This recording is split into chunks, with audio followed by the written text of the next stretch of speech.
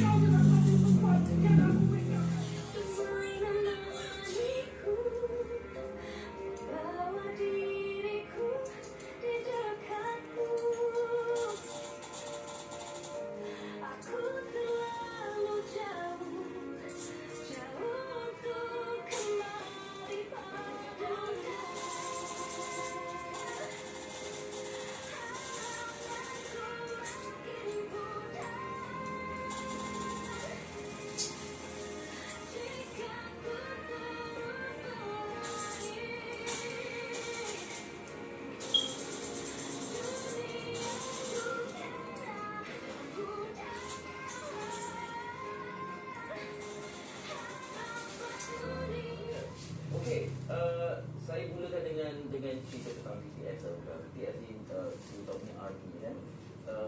Agak-agak berapa ramai di Malaysia? Di Malaysia je. Kerana yang menjadi tak cukup jadi. Okay. So, dari yang ni. So, masa tu Mami dapat jumpa ramai yang Melayu di Malaysia.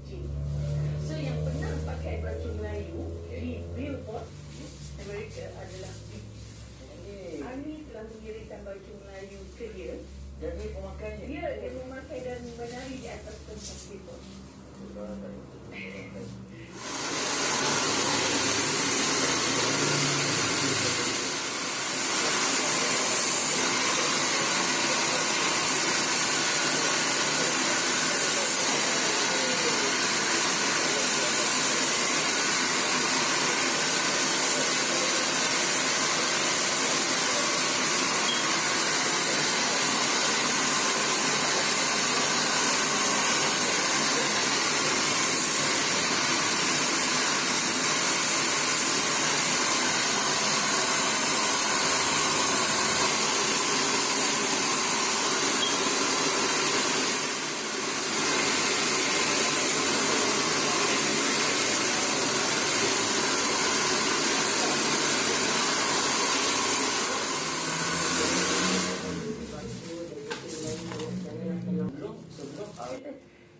Jangan takut. Kalau kita dengan saya orang, dan juga kita bagi maksudnya saya maklumkan dengan saya seperti sebenarnya saya semua saya sebagai seorang saya goyang saya lah saya pun saya dah boleh kurang faham. Okey, sedikit pesanan kepada kawan-kawan peminat-peminat fotografi kan, fans ya. ada orang di luar sana yang fans terutama